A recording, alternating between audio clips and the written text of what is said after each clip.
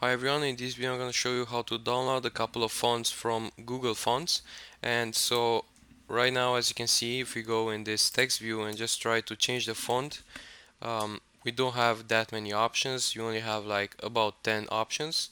And so we just want to go and download a couple of them from the internet. So just gonna go here and type Google Fonts.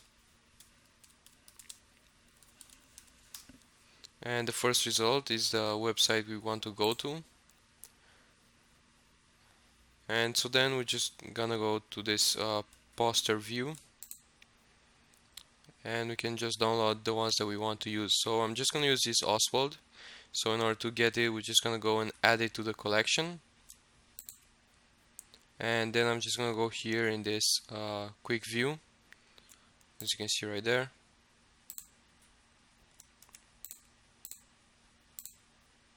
Okay, and now I'm just gonna use this download button. But first of all, I just want to make sure that I select the bold one, because this is the one I'm gonna use for the title, and so it has to be the bold type. And now I'm downloading it, and as you can see right here, it says download the font families in your collection as a zip file. Okay, so that's the one we're gonna be using. But first of all, let's just go and get a couple more fonts. We already have only one.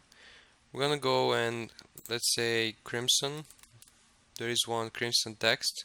Just want to add this to my collection as well. We have, as you can see right here, we have two font families in our collection. Okay, and I'm just gonna go and select one more.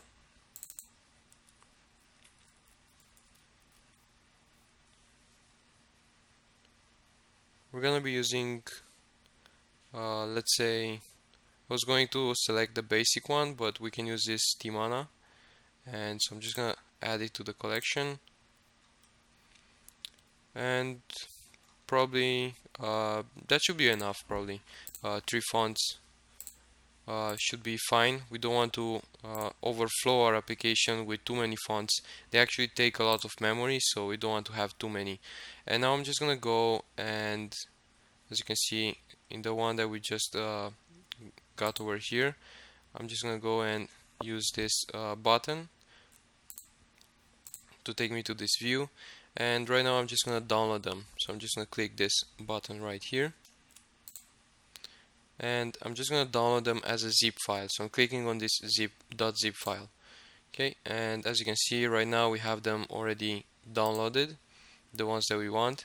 And so I'm just going to show in the next video the next steps that we have to do in order to make use of them in our application.